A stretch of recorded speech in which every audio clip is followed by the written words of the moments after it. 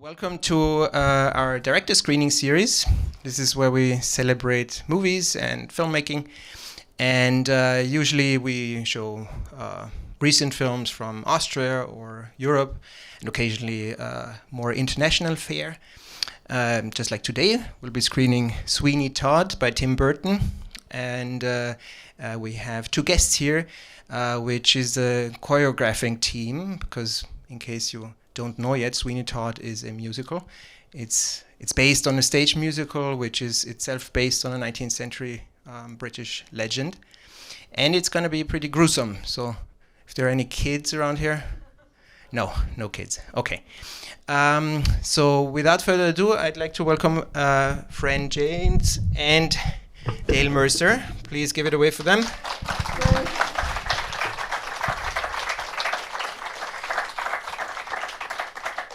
Fran and Dale worked on the movie as choreographers, and we'll be having a conversation after the movie, and you'll be invited to throw in whatever questions you might have about the making of the film or the making of any other film that the two were involved with. Do you want to say a couple of words? Hello. No, it's just lovely to be here in this city. Just driving around, it's absolutely beautiful. Thank you for inviting us. And yeah, I hope you enjoy the film, and we'll see you afterwards. Danke, gute Projektion. Viel Spaß.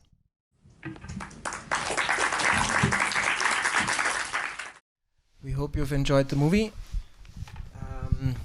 Can you all hear me? Yeah. Okay, great. So when we invited Fran and Dale to come to Vienna from London, the idea was that they would be doing a workshop, which is happening today and tomorrow for all kinds of filmmakers, directors, actors, choreographers. And the idea is that this workshop sort of opens up the world of choreography in film for the participants. And also, we would show a movie that the two were involved in. And we basically gave them carte blanche. They could choose their own movie. And they chose this one. And so my first question is, why did you pick this movie? What's so special about this movie for you? Well, I love this movie. And it was the second film I worked on with Tim Burton. And when I first worked with him, it was on Charlie and the Chocolate Factory, and that was brilliant. But there's something really special about going back to do a second one, because you feel part of a family, really, a film family. And I think it gives you enormous confidence going back the second time, because you feel, I don't know, you can say more, you can suggest more, even for things that are outside of your remit. There was one scene when the women are in the asylum, and the producer phoned me up and said, "Oh, we've got all these people." They didn't cast actors, but they cast supporting background actors, and nobody had talked to them about how they should be, how they should act, how they should, be throughout the scene, and so they were just all doing too much. They were banging their heads against a wall, and it wasn't their fault at all. It was just nobody had talked to them, and because I was there doing anything that was movement based, they called me and asked me to work with them. And I think that might not have happened the first time round. They might have got maybe an acting coach in, but the more you get to know a production team, the more they trust you and kind of learn what you can do yourself. So yeah, so it's a big issue of trust, and also that apparently they've known that you're not only a choreographer but a student of human movement and how to convey a story through that. And so maybe right. This is also an opportunity to give people some background about your work, because it involves a lot of different things. So one of your first movies, or the first movie, was Topsy Turvy, yes, which is one of my favorites. It's an amazing musical comedy. And so it starts from there, but it goes through AI, artificial intelligence, by Steven Spielberg, the Tim Burton movies, Gravity. So so both of you were on Gravity, or just Fran? So there are no musical scenes there, but a lot of very specific movement.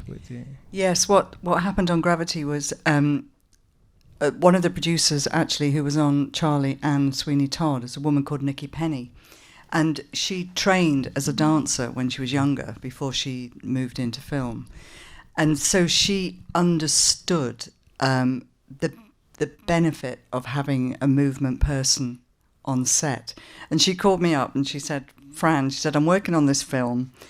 She said, I don't even know if there's a job for you, but I wondered if you'd come in and meet us all. So I went in and I met them. And when I met Alfonso, the director, he said to me, he said, the thing about moving in zero gravity is, he said, it's poetry. And I want it to look like poetry. And Nikki was worried that there were so many brilliant, I have to say, people with incredible minds, but literally walking around Shepperton Studios looking into iPads. And she said nobody is looking at the aesthetic of the movement. No one's looking at the beauty of it. So I did a couple of weeks with them and worked with Sandra Bullock, and then started working with the stunt team and the stunt double. And that's when I really sort of worked out that there was a job for me. And with puppeteers as well. So there ended up being a whole sort of little team of movement people, puppeteers, stunts, riggers. And we had to really work out whether the shots were actually possible, because they designed it all so we could see it all in previs, but they didn't know whether they could actually put Sandra Bullock up in particular harnesses for long enough to actually get the shot. They were really tough. So I did a lot of sitting in front of a monitor, counting, trying to work out how long it would take if you drop something in zero gravity and for her to pick it up. So yeah, I did a lot of counting. So there's a huge scope of different possible activities that you might contribute to, the two of you might contribute to a film production. Most recently, the two of you have worked on House of the Dragon from HBO, and also the upcoming Napoleon by Ridley Scott. So just to give you an idea of what they've been doing. By the way, you always can ask any questions. There's no question that is too. There are no stupid questions, only stupid answers. So. And I'll be giving the stupid answers. So yes, there's one right here. I would like to know if how working with Tim Burton differs from other great minds in the business. Differs from who, sorry? Other great yeah, I can actually. If I take Tim Burton and Mike Leigh, do people know who Mike Leigh is? Yeah, he's kind of a well-known British director who doesn't compromise and makes a lot of his own films kind of independently. Anyway, so he is very hands-on. His door is always open, which it really is, and he likes to know what's going on. He likes to know about your research, how you get to an actor to a certain point. And I worked with Andy Serkis preparing him to play a choreographer in the film Topsy Turvy. And Mike knew everything we were doing. He would drop into the rehearsal room. He would talk to us about everything. Someone like Tim Burton doesn't work like that at all. He'll talk to you once you've created something. He finds it much harder to articulate what he needs. He would rather draw. He's such a visionary. He would rather draw something.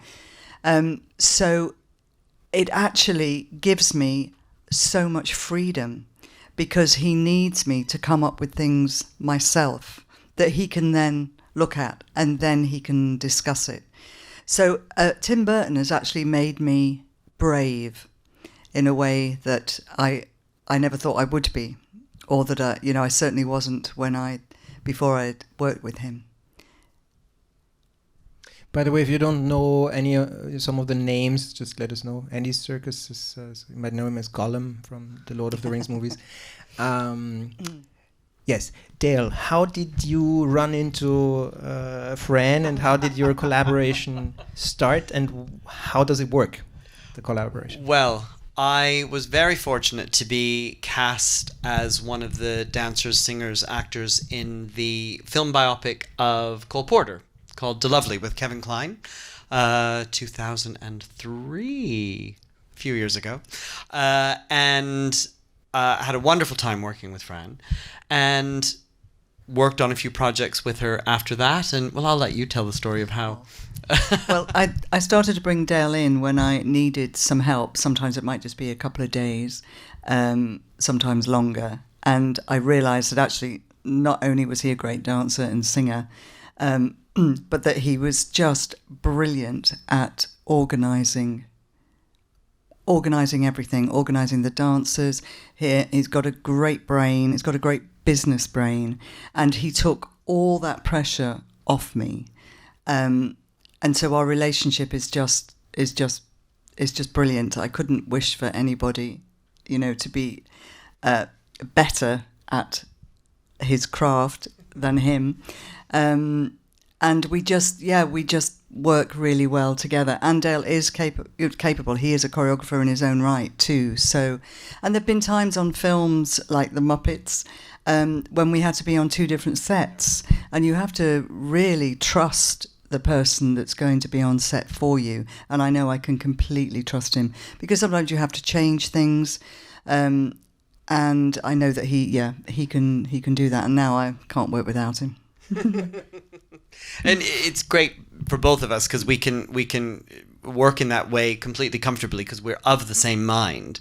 We're love working collaboratively, not only with each other, but with our dancers, with our actors, so our whole way of working is very much, we have the same perspective. And we're both quite passionate about looking after our team as well, our team of dancers. So we're on completely the same wavelength, and I think our sense of humour is the same too, which is important. That's true. Is there any other question? Yes, there's a question over there. One of my favorite scenes, choreography-wise, in the film was the first time Sweeney Todd meets Mrs. Lovett in the pie shop, and she bakes that pie. Yeah. So I love musicals, and I also happen to be a cook. And I never realized how well those two things fit together. So, because it sounds weird, but that scene both felt so staged, yet so natural. So it's so interesting you should bring that up, because I was talking about it to Dale earlier, because some directors are worried about things not being fresh. And I think when it's a musical number, they understand that you have to rehearse and rehearse and rehearse so that you can't consolidate all the steps so that a dancer or an actor can perform the number. Now, that number is more of a narrative-based number. And so he was worried that Helena would get stale with it. But I knew how tricky Sondheim's music is. And to actually do that with the rolling pin, kill the fly on that kind of offbeat, that syncopated rhythm that he's so brilliant at composing, I knew she had to learn it. She had to learn it like a dance routine. Otherwise, she wouldn't be able to make it look natural, if that makes sense.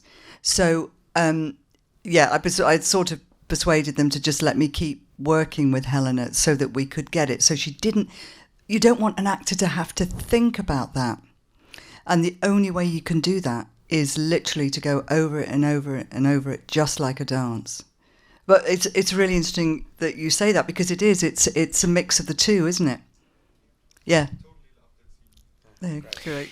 So what we like to do usually in this kind of screening talk is to sort of pull away the curtain a little bit on the production and on how the different pieces of this movie came to be, and also especially for people who are not necessarily from the film business, so who have not worked on a film set. So what I would find really interesting would be to know how specifically your work comes in. How do you become part of the group of filmmakers in a general sense to work on a movie like this? So usually, if you are a director, you work with your actors on a scene, you block the scene, you might rehearse it beforehand, you block it, so you set the scene in space, where they move, when they stand up, and so on. And then you start shooting it in different, usually you start with the wider shots, then you move into the closer shots. So if there's music in a scene, and if there is dance or choreographed movement in a scene, how does that happen, and how do you contribute to that without the filmmakers having to sort of completely change their way of working? So do you mean the actual process from the beginning through to shooting? Yeah. Why not? Yeah. So they brought me on full time to begin with, and we filmed at Pinewood, which has a huge rehearsal room and a little office.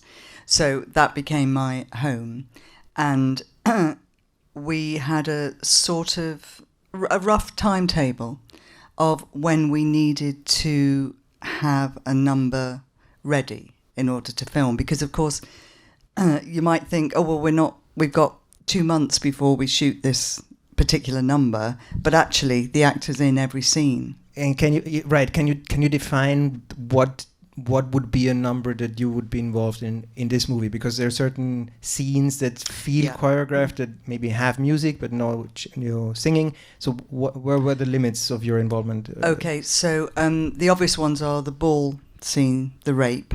I worked on that. Mrs. Lovett's song that we just talked about. And actually there was quite a few things I worked on that Tim cut. Not because of me, obviously. But there was, I don't know if you've ever seen the stage show, but there are ghosts, I believe, in the stage show. And there were meant to be ghosts in this. And there were some quite high-profile actors who were the ghosts. And we started doing some work together, talking through the etiquette of the period, who they may have been, what their story was. And then we sort of staged it, and Tim came to see it, and he decided that the ghosts all the way through was going to make the film too theatrical for him. So, bless them, they were just cut. So there was some work at the beginning that you don't see in the film. So there was that.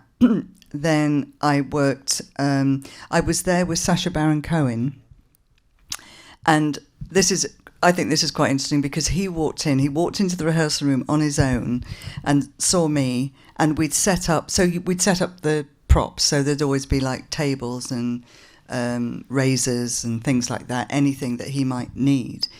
And he actually said to me, he said, I don't normally work with anybody. He said, it's just normally me. And so I said, that's absolutely fine. Just have the space. And I'll be here. I can use the tape machine. So this was in general to develop the character, or for the competition scene? It's for the competition scene. Yeah. In the same way, Mrs. Lovett's was staged. That's what we would call it, staging rather than choreography, I guess. And so he said, "Oh, okay, great." So I just took a complete step back and then just let him. He was going through it. And I realised that he was doing something with the razor that would be much better if he used a different rhythm. And so I very gently suggested it, and he took it on board. And that's when you have to, I don't know, use like your sixth sense almost to be able to work with actors. They all work in different ways. And sometimes you just have to back off a little bit. And then, it comes down to trust. No wonder he'd never worked with anyone before. So why would he trust I was a complete stranger to him. So there was that number. then there were all the women in the asylum.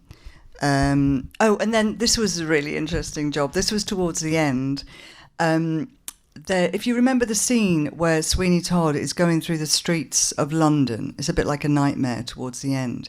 And they wanted the camera speed changed all the time. So it was fast, then it slowed down, then it was fast, and it slowed down. Where he picks his imaginary victims. Is that the scene? Yes, yes. And there were background artists in it. So maybe somebody was sitting there having a drink on a barrel in the street. So he would pass certain people, and the visual effects couldn't get it right. They couldn't work it out. So they brought me down, and I thought, oh, okay. And I literally got a stopwatch, and I worked out how fast the movement should be. That's funny, because I thought about that when I watched the movie last week. Yeah. Because they're like, there's a beggar somewhere drinking a jug, things like that. And so I thought, okay, how did they do that? So it was you. It was me in a stopwatch. Just working it out. I actually can't remember technically how I did it, but and so it was great. So then I just had to go through the movement with all the background artists. Some were kind of I don't think any of them were natural movement, but it was just working to seconds. Yeah, but it was great because you're part of something, and it's not really your job, but then they bring you in and you feel like you've solved a problem. That's...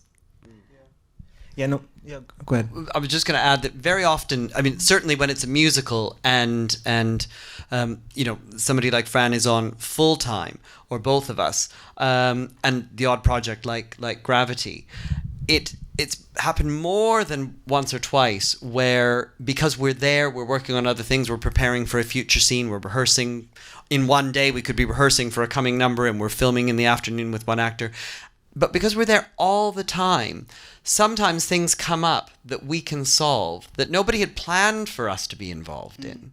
But because we're there, and they come up against something that is just like, oh, how do we do this? Or there's sort of rumblings. And I remember one particular situation when we did the last big Muppets feature film. And towards the end of filming, wasn't a big sequence, but it was something that happened at the beginning of the film, but it was being filmed towards the end. And it was primarily a stunts scene.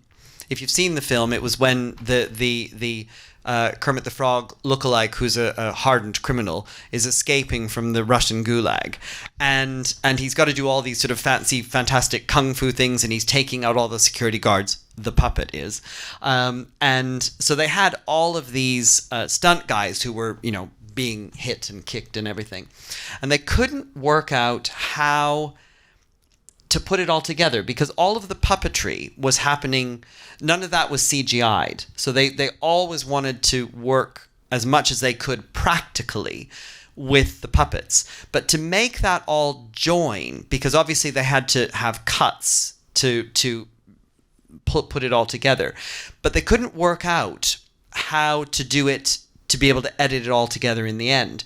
And we knew that they were working on it, and there was little whispers that, we think maybe you could lend a hand in there. And we were like, well, it's actually, that's, not something we've been asked to do, but, we'll let us know, until somebody formally asked us to go in. And there was a musical solution to it. And that's where our slightly different perspective, when we decided to put the entire thing to the original Mission Impossible soundtrack. Yeah. Dun, dun, dun, dun, dun. And that gave a rhythm to everything. So we had certain points in the music, which you don't hear in the final thing, but that's what we used to film it with, that allowed us to keep everything so that it could be all joined together. And it worked beautifully. But it required a musical solution. But that wasn't obvious initially. And it was only just because we were there. And that's happened more than a few times. Yeah, it's really wonderful. I mean, that's one of the most beautiful things about filmmaking to me, is that you get together a bunch of people, and then inevitably problems will come up, creative problems that you need to solve. And then you have a bunch of people in the room who might not initially have thought that they would contribute to the solution, but then they do. And this is how how unexpected it can be and how gratifying also it can be. Yeah, absolutely. Yeah. Did I finish the question you asked me? I'm not sure. We were. I mean, sort of. I mean, I would be interested. But you sort of spoke about the rehearsal process and the different numbers that you did. But then, how did what happens then? What happens then? Yeah. So what would happen then? Tim would come to the rehearsal room and watch what we'd come up with, and 9 times out of 10, he would just say yes. Especially with the actors, you know, he's very sensitive to the actors, and if the actors are happy, then he's really happy. And so that would be it. And then I would be there on set to just make sure the actors were okay. Any little tweaks. Yeah, that's how it usually works, actually. Yeah. Any questions at this point? Yes, 2. Let's start first here, down here, and then up there. Well, you mentioned something about Tim Burton not being happy about something being too theatrical. I guess I'm curious about when you're adapting a stage play, especially one that is so famous. Yeah. I mean, when you're making it into a movie, there all of a sudden it's a whole bunch of different artistic techniques. You can do all sorts of different things. I mean, on the one hand, you have an unlimited space, and in the theater you don't, but now you have a camera. Is it freeing or is it a challenge? Do you think about when you're, for example, the Mrs. Lovett musical number, when you're doing stuff like that? How do you think about adapting it? It's a really good question, because I remember seeing Sweeney Todd at the National Theatre many years ago, and it's one of the best shows I've ever seen. And that can be a real problem when you've got something in your head that you remember. But I think the music is so brilliant and so specific that I didn't think about the stage show at all. Because what I think is that we could do things that were tiny, that in a way you can't do in the theatre. You know, you can do something that's so subtle that we'll see on the screen. So, yeah, it didn't really worry me. And there's not a huge amount of choreography in the stage show. So, I didn't really. Yeah, I don't think it was something I really thought about. Sure. Yeah, go ahead. When you are, for example, staging a musical number, did you think about how it was going to be filmed, or was that entirely not your job? Not my job. That's really interesting as well, because no, it's not my job. There are certain things I hope that we might see, but very early on, in fact, my first film with Mike Lee, I can remember we were filming in a theatre, the Doily Chorus, so there were a lot of people, and they were in kind of V's like that. And I can remember standing there going, "Oh, Mike, would it be better if it was this way?" And he looked at me like I had really, really committed a sin. And he said, "That's not your job. Your job is to do what you've done. It's my job to shoot it." He doesn't take prisoners, Mike Lee. But I've never forgotten it. And it's not that I'm not interested in how it's shot, but I am aware of the really close relationship between a DOP and a director. And I also know what it's like when you've got lots of voices in your head, you know, people suggesting things. So I have complete respect for that relationship with the director and the DOP. So I just take a step back. But on the other side of that coin, what Fran does brilliantly is to anticipate the possible ways that it may be shot. Because if you're not thinking ahead to the way that the camera might approach something or be capturing something, you could end up with a situation where it's too late to fix it, or you might want to make sure that something's filled in a way. And so there's 2 examples of that. We did with an the ball exercise in this, and also the layer cake in Dumbo. you had another little eureka moment. So tell the Sweeney Todd story first. And yes, so sorry the people that were in the workshop today, you've heard this story. But so I set the Sweeney Todd ball scene in a circle.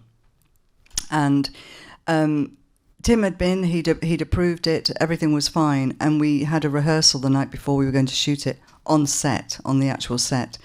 And literally just before he walked in, I suddenly had this vision of a camera looking that way at the circle, and all you would see is an empty floor. And it was like, oh my God, I need to do something. So I just went round, brilliant dancers, got every other one to step in and create a circle inside and travel the other way. So we had 2 rotations. And so suddenly you filled the frame. So yes, I think that's probably what Dale means by understanding that, even if you're not obviously designing or suggesting shots, but having an understanding of what something will look like in the frame. I have a quick follow-up question to that. So what happens in a situation where within a choreography you have little looks or moments between the characters that are usually in the domain of the director in terms of the storytelling, but you have to plan for that or make room for that in the choreography? How does the conversation work in such a situation? I think I would do that in the choreography, but I would still trust the director to pick up what they need to pick up in order to tell the story. I mean, what I have done is, I try and get on very well with the script editor, and we've both done this. We kind of nip through to the script editor and go, can you put down that take 6 was the best? Because we know that we've captured something. So then in post they will look at that. Hopefully. Yeah. There was a question up there, very last row or second to last row, and then we'll go down to you and you. But first, in the very back, please. Yes. No, beyond that. Sorry. Sorry. I wanted to ask about the workflow, because there's such choreography is so visually expressive. Where do you come into the workflow? Is it first that they figure out what they want to shoot and then you have to adapt the choreography to that? Or do you first plan the choreography and then the camera work is? Yeah, I plan the choreography and then often the director will come, and sometimes the director will come with the DOP, or he'll watch it, see it, and then come back with the DOP. So yeah, it works that way. So they will shoot what we have designed. Sarah, I think, was the next person to have a question. I love physical theater, and I find it really hard to especially if you're doing natural storytelling in movies. If you work on a film, how could you elaborate more on the differences between working on stage and for screen, but also the similarities and what you? Yeah, absolutely. I think the rehearsal process is the same. I think you're in a rehearsal room with anything between 1 person and 100, and you create a piece of movement, dance. What is different is the execution of that. In the theatre, you rehearse and then you change things, but you carry on rehearsing, and then there's a technical rehearsal, a dress rehearsal, and then on the opening night, you know exactly what you're going to see. On film, you don't. You create something and you literally hand it over to the director and then ultimately the editor too. So you have no control over what they do with your material. I'm used to that now, and I've been very fortunate to work with directors that I do trust, that I know that they can actually tell a story. And I think you have to, because otherwise I should do it myself if I'm really unhappy with my work being cut up, because they've got things going on in their head that I don't. They already know, how they're going to cut to the next scene, and all that. Yeah, so I think that's the biggest thing, is the execution of the work, not so much the starting point. And sorry. Go ahead. And do you feel like, do you tone down for camera if you work on a choreography? Do you make it more introverted than you would do it on stage, or? No, I don't think I do actually. No.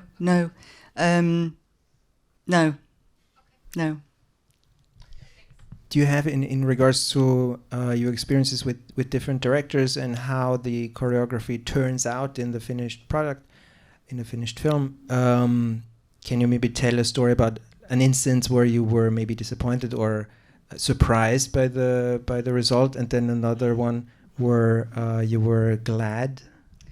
Okay, so there are two. I'll do the slightly we have to be negative careful one about the first. stories of disappointment. Yeah. Yes, so there was a very challenging film, but it's where I met Dale, so there are many positive things to come out of it.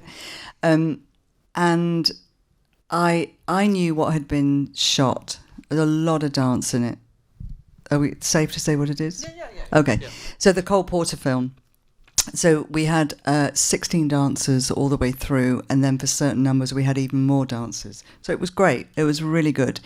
But the director did change his mind a lot all the way through, which became a little bit stressful. But we got through it. And when I saw the film, I think I went home. I think it's the closest I've ever been to crying about something, because I knew what we'd shot. And what we shot was not on the screen. And I still don't understand why now.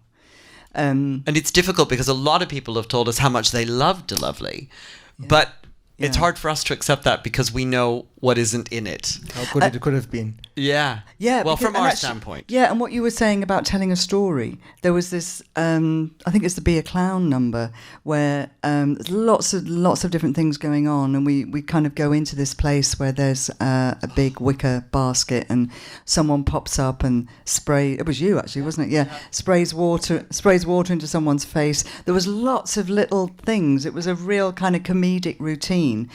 And we caught it all, but it was not in the film. It was not in the film. We all walked out of the screening quite shell-shocked, actually. Yeah. Oh, gosh. Having gone in very excited. Yeah. But that's a good one, Topsy-Turvy. When I saw the Three Little Maids routine, it took my breath away. Not just because of the choreography, but because of the photography, because of the costumes and the colour. And it was like, oh, I can't believe that looks so gorgeous. It just looks so... That was better than I imagined, even filming it. Watching it. I can't emphasize enough how wonderful that movie is, Topsy-Turvy. If you haven't seen it, go see it, rent it, or maybe it's on Netflix. Yes, Max, but I think before you, there's somebody else here. Yes, you. Yeah. One of my favorite songs and scenes in the movie is My Friends. So the scene when Sweeney is with the knives and is singing, "Oh, my friends," and so on. And my question is, this seems there was rather a lot of choreography here, I guess. I don't know. So this is, that's was really there a lot of choreography here, and how much came from Tim Burton, came from the director, how much came from you guys? This is really interesting for me. That all came from Tim Burton. I wish I could take credit for that, but no, that was something that I think he felt was quite an intimate moment for him and Johnny. So that became, there weren't very many people on set that day. That's really interesting. You should bring that up. That was all Tim Burton, and possibly Johnny Depp too. But yeah, he had a very clear idea of how he wanted to tell the story of that song. So he had a complete vision of how this should act out. Yeah, he was really clear that he knew exactly how he was going to tell that story. Yeah. Max? In terms of execution, this wonderful waltzing scene where Johnny Depp and Helena Bonham Carter dancing the waltz, and they're singing. How is it technically done? Do you have a pre-recorded score with the singing voices, or? Yes, they did with that. That was a pre-record that they mimed to. Yeah. Yeah. So Yeah. I think it's probably most helpful for the actors. Absolutely, because Helena is not. They're not used to singing. I know Johnny has sung in bands and stuff, but they're not used to singing that kind of material. And I think you put all those elements together, and it's probably a bit too much. So they pre-recorded it. Yeah. There's another question back there. So you guys are talking about the advantages of bringing the choreographer on set, but my question is, now you have experience in doing choreography for movies, and I mean, if you have a dance scene like the ball scene, obviously you need a choreographer for that, but my question is, can I expect what can I expect from a choreographer when I want one for my shoot, for my movie or whatever it is, if that person doesn't have the film movie making choreography experience with the tips and tricks you guys might have, what can I expect from that person in terms of working on the movements of my characters that are not especially about dancing? Yeah, no, that's a really, really good question. I would say if you, because again, we did this in our workshop, if you meet somebody, if you have a meeting with a movement director, choreographer, and you get on with them and you feel like you can develop with the person, with the movement person, I don't think it matters that they haven't done a film before. You may have to guide them in terms of, the technicalities, who people are, the first AD, that they might need to learn that. But, I did my first film, and it was a big one. It was topsy-turvy. And so you learn very, very quickly. And I wouldn't worry too much, because going back to the previous woman's question about how different is it, theatre and film, in the beginning it's no different, because you're in a room, you're in some sort of room, designing some kind of movement, whether it's a big routine or whether it's a idiosyncratic movement for a character. You're in a room. The rest you can lead that person through the process. Okay, and if this is just an example, if in Gravity it's not about dancing, or it's about very specific movement, is that something I could expect from a choreographer to come up with as well, if you get my question? Because it's just the movement, it's not. Yeah, I think if you are if you're prepared to collaborate, so that you're not leaving it all down to the choreographer, that you have an opinion on it, that you can see if it's going in a certain direction, I think absolutely, yeah. Yeah. And it sounds like you'll be very clear if in your search for somebody to work with. And communicating right at the beginning of the process is so key. And if you get a sense that you're both on the same page and you can discover it together, that you're halfway there. Sometimes, and we tell emerging choreographers this, and we tell ourselves this, quite frankly, quite a lot. You don't always know what you know. Over time, our theatrical experience working in theater informs our film work and vice versa, and you just acquire skills and ideas that you're not even aware you are there. So, if you get the right person, they may not have specific experience in that thing that you're wanting to do, but possibly the results of experiences in other things will absolutely give them the tools to help you execute what you need to do. So it doesn't necessarily need to be previous experience in that specific thing, but if it's the right person with the right mix of experience from past work, then you're on your way. Another question up here. You mentioned that you have worked on AI, artificial intelligence. Yes. What did you do on that? Did you work with Steven Spielberg? Yes. I did. I worked with Jude Law and all the robots. So I met Steven Spielberg. I find it hard to say just Steven.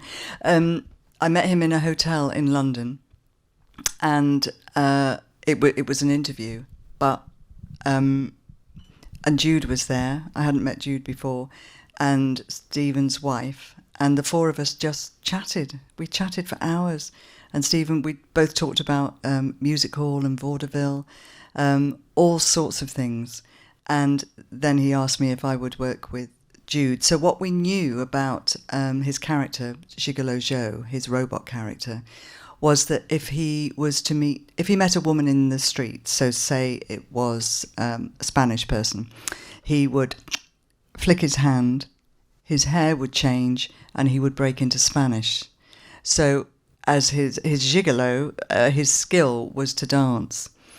So we worked in London and every day, and we worked on different styles. We worked on Spanish, tango, boy bands, kabuki, and then we sort of worked out that he needed a kind of generic movement, so that when he opened a door, when he sat down, when he walked up the stairs, it would be like a dancer.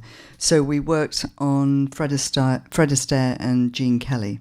So it was a sort of hybrid between those two. And then they asked me to go out to America for the filming. So I did. And the night before I was going, he'd said to me, the other robots, don't worry about them. There's somebody in America who's going to work on their movement. So I thought, phew, great. The night before I was going, the producer phoned me up and said the person who was meant to be working with the robots is not doing it anymore. So you're going to do it. It wasn't like, can you? It was like, you're going to do it. So that was a bit terrifying. But yeah, I managed to do it somehow. We had a couple of workshops, worked out what all the robots were doing in terms of their job, and how they would do their job if they lost an arm, because that's what it was all about. These robots that have been sent to this dump on a junkyard. Yeah, the junkyard, because they can no longer do their job. So how would they move at the junkyard if, so say you had a chef and he lost an arm? Because robots continually do what they're programmed to do. So they try to fix themselves so they can carry on cooking or being a road worker. So that's what we did. Have I digressed? What was the question? About...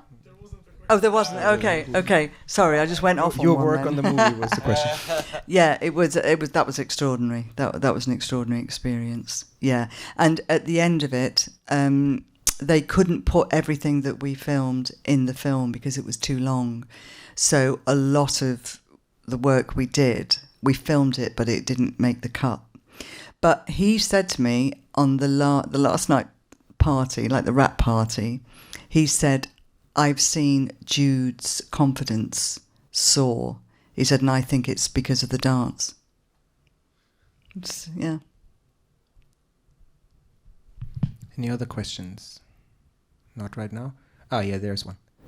One more. Well, do you know how Stephen Sondheim received the film adaptation of his musical? I think what I heard was that he loved it. Yeah. I think there was something about that man. I think he was incredibly generous. And it's funny because a lot of the purists of Sweeney Todd complained that there was too much cut from it, like the ghosts, like the the second pie shop song when they're all eating loads and loads of pies. Tim didn't want to do that. but I don't believe that he ever complained about that. I think he trusted his vision, and I think it was the right thing to do. I think he made an extraordinary film, and there's no point just making a stage show and putting it on film. You have to find a different way, I think, of telling the story. I heard that he loved it. Yeah. So we've spoken a lot about your experiences and your skills as movement directors, but there's a number of people here who are starting out in the film business, and so I wonder what kind of advice you would give them in terms of their mindset and how to relate to others based on your success, moving around stars like Johnny Depp or directors like Tim Burton and Steven Spielberg. How do you what mindset do you need to be able to keep working in an industry in positions where you don't do the hiring work but you are being hired? Yeah, very good question. Well, I think because both of us, our lives, our working lives have been like that since the very beginning. So we're kind of used to it. How we keep going in those environments, I don't know. Part of me can't believe that I've had the career I've had, and I still feel like that. Every time I drive into Pinewood, I go, I can't believe that it actually happened to me. And I really, really genuinely feel that. And I feel so lucky that every day, every job is a bonus. And I will just keep going for as long as I can. And in terms of stars, I don't know. They've never really affected me. And I don't mean that I don't admire them. I think I admire the directors a lot. They amaze me, because it is such a hard job. It's such a big responsibility, and you've got so many departments and so many people. I really, really admire them. But yeah, I don't know. The only person I did find difficult to be within the same room was oh my God, Brad Pitt. He's gorgeous. Yeah.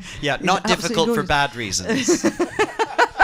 Difficult for all the good reasons. That was the only time I've actually thought, okay, that's why you're a film star. Yeah. Because the thing is, I wouldn't say they're all insecure, but everybody's got a job to do, and the actors have a job to do, and they are often nervous. They're not cocky. They're not sure of themselves, and that kind of warms me to them, and it makes them human. They're human. You have to go into a job knowing that and not in every actor's job are they dealing with a movement or a dance element. They can pretty much count on having to do certain things in every job, but there'll be, a dance element they'll come across once, very, very, infrequently, once every 10 years or something. So it's something that is quite exposing for them. So actually when they come in the room, I think, our approach is just to treat them like colleagues and just, approach it together. Really, and understand. I think it's understanding that if they come into the room with some nerves about it, that's perfectly reasonable, and we get it. So you work together to build up the confidence and to build up the skill set and get them to where they need to be. And there's always a way. There's always a way to in the way that you're communicating with them, working with them. Sometimes you have to find a different path, but you can always get there. Well, thank you. There's one more question up here. Yes. I wanted to ask, do you think today with social media, is it good, is it a benefit for being hired to build a big following around your content first? Or do you think this might be even hurting your career if you are becoming big on social media and want to be in the film industry? I think that is a great question, and I'm not really sure how to answer it. I I'm not great on social media. I am very grateful for NDAs. I'm really grateful that I'm not allowed to say anything. And the NDAs we've been signing recently, you're not allowed to say anything even after it's been screened. And because I find all that really tough. I'm really worried about young people. I'm worried about young dancers, young choreographers who, because I would say to them, I'm not interested in how many followers you've got. I'm interested in what I see when you're in front of me. But for them, for the commercial world, it seems like they have to have hundreds of followers or they don't get work. I mean, it's just terrible. So it concerns me greatly. And I'm just glad that I've escaped that. So I can't really answer your question because I don't actually know the answer to that question. I don't know if anybody else has a view on that. I think with our area of work, it's not particularly, as a choreographer, as a movement person, working in film and television, I don't think that social media is something that is really utilized. Again, because theater people can use it, and we've certainly seen people cast in projects. We've been on projects where people have been cast specifically because they've had masses of followers. But those stories don't always work out well because masses of followers don't always mean that you've got the temperament or the skill set to be working on a film set.